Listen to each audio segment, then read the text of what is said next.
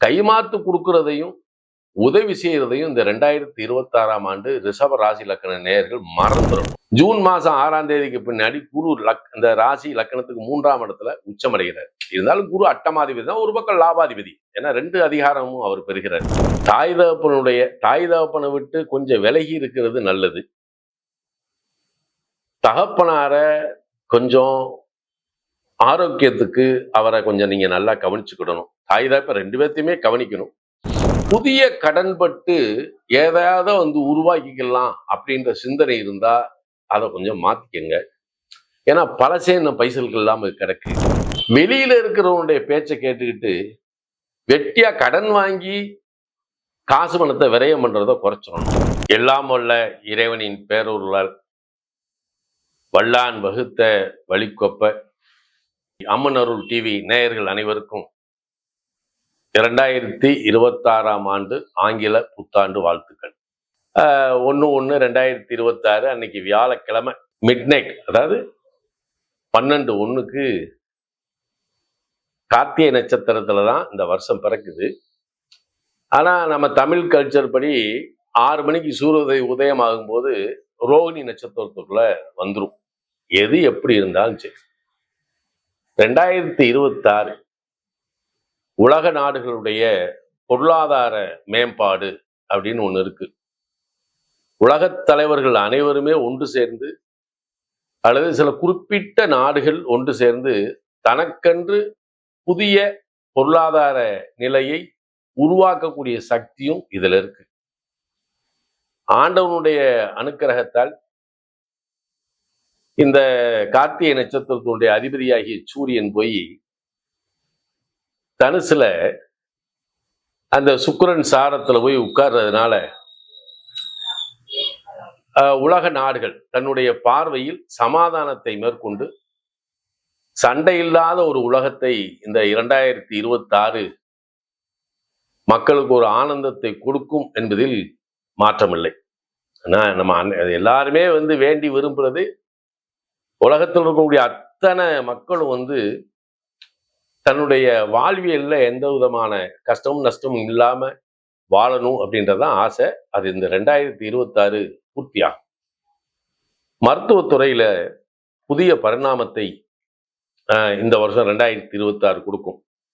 AI technology, electronics துறையில, அதே மாதிரி வாகன உற்பத்தி திறன், இதுல எல்லாம் இந்த 2026 ஒரு புதுமையினுடைய நிலையை அடைய போகுது அப்படின்றதுல மாற்றம் இல்லை. ஏன்னா இந்த கார்த்திகை நட்சத்திரம் அப்படின்றது ஒரு அற்புதமான நட்சத்திரம், சூரியனுடைய ஆதிக்கத்துக்குள்ள வருது.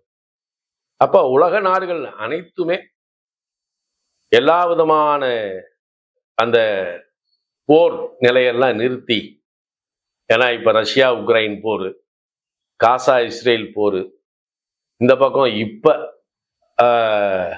தாய்லாந்து ஒரு போர் நடத்திக்கிட்டு இருக்கு. இதெல்லாம் இனி இருக்கக்கூடாது அப்படின்றதுதான்.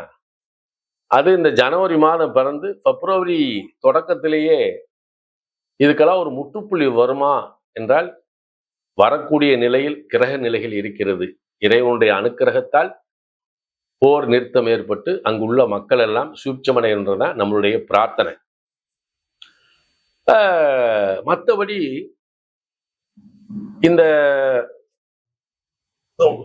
உலகத்தினுடைய நிலை, அதுல தனித்தன்மையான இந்தியாவுடைய நிலை. இப்ப நம்ம உலக நாடுகள்லாம் நம்ம சொல்றோம், நம்ம இந்தியாவுலதான் இந்தியாவுடைய புதிய பரிணாமம். எல்லாமே மின்மயமாக்கலா இருக்கட்டும், டெக்னாலஜியில இருக்கட்டும், எஜுகேஷன்ல இருக்கட்டும், இதெல்லாம் இந்தியா உலகத்தில் ஒரு தனித்தன்மையை அடையும் அப்படின்றது 2026 தத்துவார்த்த விதி. இது ரொம்ப அற்புதமான வருஷம். அதுல தமிழ்நாட்டுல நிறைய மாற்றங்களை எதிர்பார்க்கலாம். ஏன்னா சமீபத்துல 2026 தான் எலெக்ஷன் வர்றதாகவும் சொல்றாங்க. இதுலயும் நிறைய மாற்றங்கள் இருக்கு. அது மக்களுக்கு நலன் பயக்கக்கூடிய நிலையில யார் வந்தாலும் சரிதான் நமக்கு. ஆனாலும் மாற்றங்கள் இருக்கும் என்பதை கிரகங்கள் தீர்மானிக்கின்றன, நாம தீர்மானிக்கல. அதனால தமிழகத்திலும் மக்களுடைய நல்வாழ்க்கை, மக்களுடைய மகிழ்ச்சி, பொருளாதாரம், ஆரோக்கியம் சகலத்திலையும் தமிழ்நாடு ஒரு தனித்துவம் வாய்ந்த நிலையில தான் இருக்கு. எல்லா மக்களும் இன்புற்றிருக்க வேண்டும் என்று இறைவனை பிரார்த்தித்துக் கொள்கின்றேன். ரிஷப ராசி லக்ன நேயர்கள் அனைவருக்கும் எமது 2026ஆம் ஆண்டு புத்தாண்டு வாழ்த்துக்கள். ஏன்னா 2026ல பகவான் நமக்கு ஒரு நல்ல மாற்றத்தை கொடுப்பாரா? ஏற்கனவே ஏகப்பட்ட பிரச்சனையில நம்ம இருக்கோம். இதுல இதுவரைக்கும் கைமாத்தும் கடனுமா வாங்கி செலவழிச்சுக்கிட்டு இருக்கோமே, இதுல நமக்கு ஒரு மாற்றம் கிடைக்காதா 2026ஆம் ஆண்டு அப்படின்ற யோசனையில தான் நம்ம இருப்போம். ஆனா ரிஷபலக்கணத்துக்காரன் பாசத்துக்கு கட்டுப்பட்டவன், எல்லாத்துக்கும் பிரியமானவன் தான். ஆனா இறைவன் என்ன செய்யறான்னா, உண்ணவோ உடுக்கவோ இருக்கவோ அந்த புண்ணியத்துல உங்களுக்கு குறையே வராது. ஆனா 2026ஆம் ஆண்டுல இந்த மாத பிறப்பே கார்த்திகை நட்சத்திரத்திலாம் பிறக்கு, சூரியனுடைய நட்சத்திரத்தில் தான் பிறக்கு. உங்களுக்கு சந்திரன் உச்சம். ஜூன் மாசம் 6ஆம் தேதிக்கு பின்னாடி குரு இந்த ராசி லக்கணத்துக்கு 3ஆம் இடத்துல உச்சம் அடைகிறார். இருந்தாலும் குரு அட்டமாதிபதி தான், ஒரு பக்கம் லாபாதிபதி. ஏன்னா 2 அதிகாரமும் அவர் பெறுகிறார். இப்ப சந்திரன் இந்த இடத்துல இருக்கிறார். இப்ப சந்திரன் யாரு? சகோதர ஸ்தானாதிபதி, தாயார் காரகன். இந்த சனி பகவான் என்ன செய்யறாரு? 11ஆம் இடம் என்ற லாபஸ்தானத்துல இருந்து இந்த சந்திரனை பார்ப்பதால் கூட பிறந்தவங்களும் சரி, பெத்த தாயும் சரி, உங்களுக்கு பிடிக்கிறது மாதிரி பேசி என்ன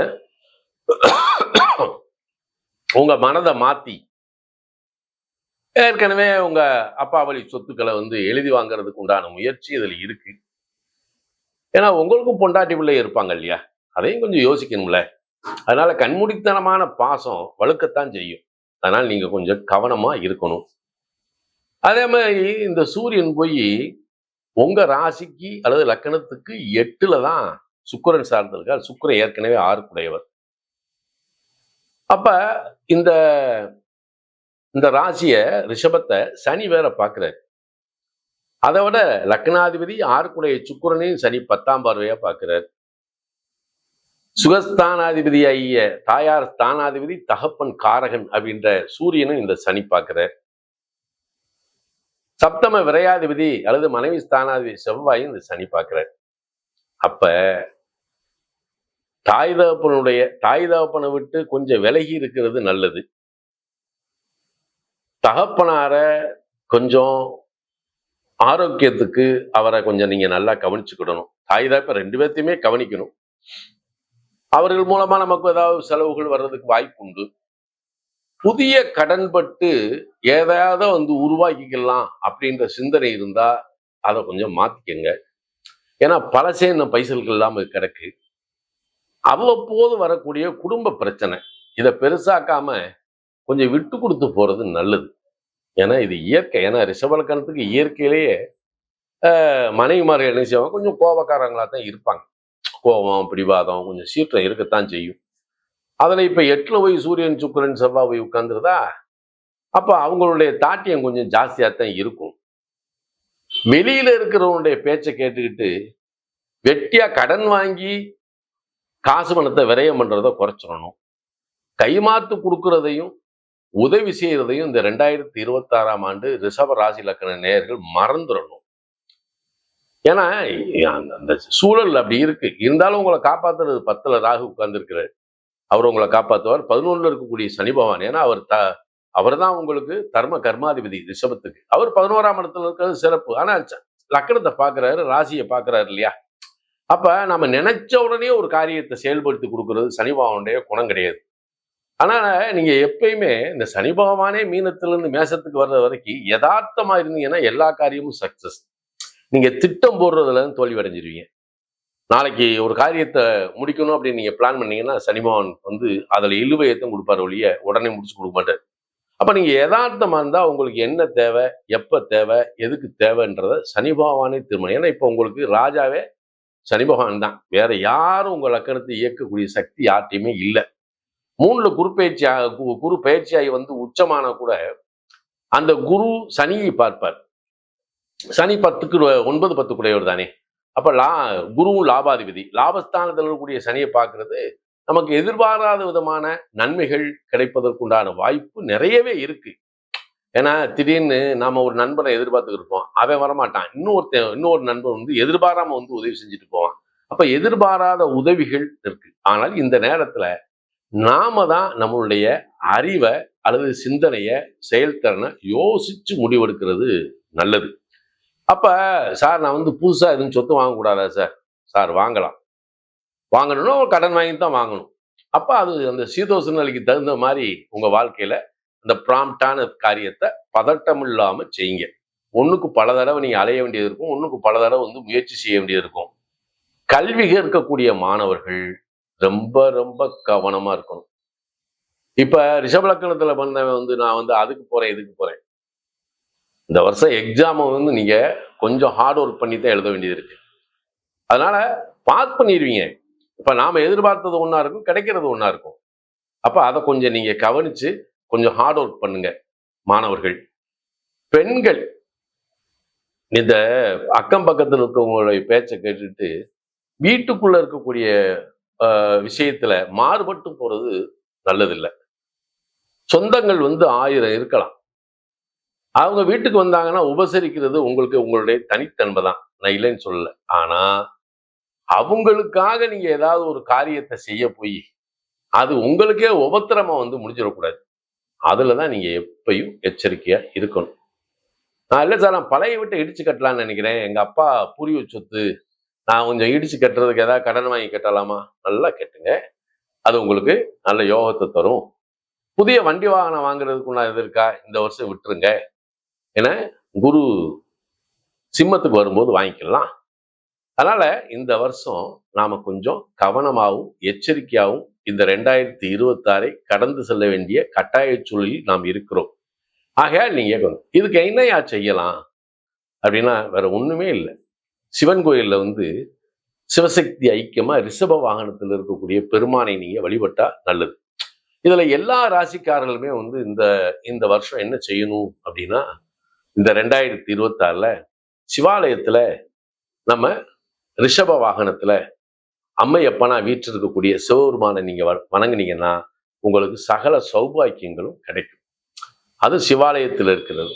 அதனால சிவசக்தி ஐக்கியமா இருக்கக்கூடிய ரிஷப வாகனத்தில் இருக்கக்கூடிய அம்மையப்பனை நீங்க வணங்க வற்றாத செல்வத்தை இந்த வருஷம் கொடுக்கும். அதுல வருஷப்பிறப்பு அன்னைக்கே நீங்க என்ன செய்யலாம், சிவன் கோயில்ல போய் ரிஷப வாகனத்தில் இருக்கக்கூடியது. அதுவும் இந்த வருஷம் அதை விட என்னன்னா, புத்தாண்டு வியாழக்கிழமை விடிபொழுது ரோகிணி நட்சத்திரத்துலதான் பிறக்கு.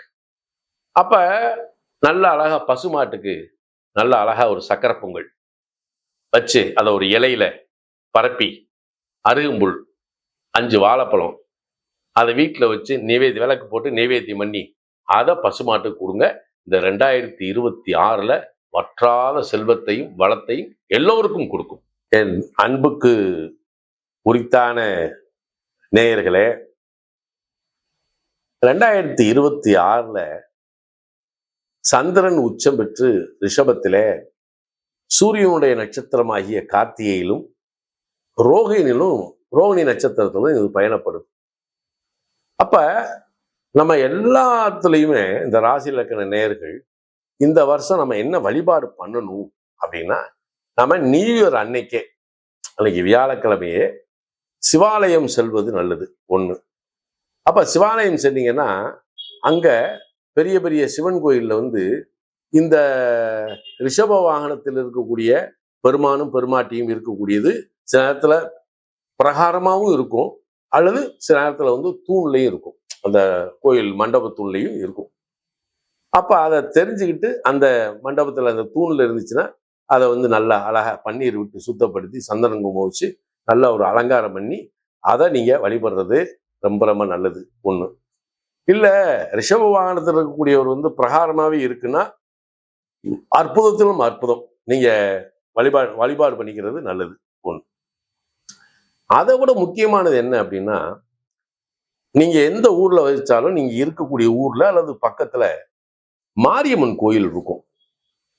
அப்ப அன்னைக்கு நீங்க மாரியம்மன் கோயில்ல போய் அம்பாளுக்கு வந்து இந்த செவந்தி மாலை போட்டு அம்பாளை வணங்குறது அப்படின்றது ரொம்ப ரொம்ப உசித்தம். சரி, இந்த சூரியன் வந்து தனுசுல சுக்கிரன் சாரத்தில் இருக்கனால நீங்க சிவாலயம் சென்று சிவனையும் அம்பாளையும் வணங்கி அம்பாள் பிரகாரத்துல வந்து ஒரு நெய் தீபம் போடுறது ரொம்ப ரொம்ப விசேஷம். அம்பாள் பிரகாரத்தில் நெய் விளக்கு போடுறது. சரி, இது ஒரு பக்கம். காலையில என்ன செய்யறோம்? புத்தாண்டு. இந்த ஆங்கில புத்தாண்டை வந்து மனசால நல்லா கொண்டாடுறவங்க, நல்லா இருக்கணும் அப்படின்னு நினைக்கிறவங்க தான் எல்லாரும். இப்ப நம்ம இதெல்லாம் போடும்போது என்ன சில பேரு, நாம தமிழ் புத்தாண்டத்தானே எடுத்துக்கிடணும். சரித்தான்ப்பா, ஆங்கில புத்தாண்டு உலகம் பூரா கொண்டாடுறானே. அவனுக்கு தனித்தனி மொழி, தனித்தனி பழக்க வழக்கம், பண்பாடு, கலாச்சாரம் இருந்தாலும் உலக நாடுகள் பூரா வந்து ஆங்கில புத்தாண்டா கொண்டாடுறான். அதனால நம்ம மக்கள் கொண்டாடுறது ஒன்றும் தப்பு இல்லை. ஏன்னா இந்த எதிர்மறையான சிந்தனையாளர்களுக்காக சொல்றேன். என்ன, உன்னை விட நாத்தியம் பேசினவே நானு. அதனால 2026ல நாம என்ன செய்யலாம் அப்படின்னா, காலையில் நம்ம வீட்டுல சின்னதா ஒரு பாயாசம் பண்ணி நம்ம வீட்டில் இருக்கக்கூடிய சுவாமி படங்களுக்கெல்லாம் வந்து பூ போட்டு இந்த ஒரு பாயாசத்தை நெய்வேத்தியம் பண்ணலாம். சக்கரை பொங்கல் நெய்வேத்தியம் பண்ணலாம். கண்டிப்பா தேங்காய் பழம் வந்து உடைச்சு நீங்க உங்க குலதெய்வத்தை நினைச்சு அது நெய்வேத்தியம் பண்ணிக்கிறது நல்லது. நீங்க நல்லா கவனிங்க, 2026 வியாழக்கிழமை அன்னைக்கு நீங்க அதிகாலையா இருந்தாலும் சரி, எந்த நேரமா இருந்தாலும் சரி, உங்க வீட்டுல வந்து சக்கரை பொங்கல் நெய்வேத்தியம் பண்ணி பாருங்க. இந்த வருஷம் உங்க வீட்டுல வற்றாத செல்வம் நிச்சயமாக வரும் என்பதுல மாற்று கருத்தே இல்லை. எழுதி வச்சுக்கோங்க. ஏன்னா ஒண்ணு. இன்னொரு பக்கம் என்னன்னா, அந்த இடத்துல இப்ப அது வந்து ரிஷபத்துலதான் சந்திரன் வந்து நிக்க இந்த வருஷம் பிறக்குது. சூரியன் சுக்கிரன் செவ்வாய் வந்து தனுசுல போய் நிக்குது. இது காலபுருஷனுக்கு பாத்தீங்கன்னா தன பாக்கியாதிபதி. அப்ப நிச்சயமாக இந்த வருஷம் வந்து அனைவருக்கும் செல்வ செழிப்பை, நிதிநிலையை உயர்த்தி கொடுக்க போகிறது என்பது உண்மை. அதை எப்படி செய்யணும் அப்படின்னா ஒன்றும் கிடையாது. ஒரு காப்படி சக்கரை பொங்கல் வைங்க. அது ஒரு நல்ல தாம்பாள தட்டில் வாழை இலையை வச்சு சக்கரை பொங்கல் அதில் பரிமாறி, நல்லா இது பண்ணியாலும் சூடு இருக்கக்கூடாது, பரிமாறி அருகம்புல் கொஞ்சம் ஒரு 5 ரூபாய்க்கு வாங்குங்க. உங்கள் ஊரில் இல்லை, உங்கள் வீட்டு பக்கத்தில் இருந்தால் பிடிங்கிக்கங்க.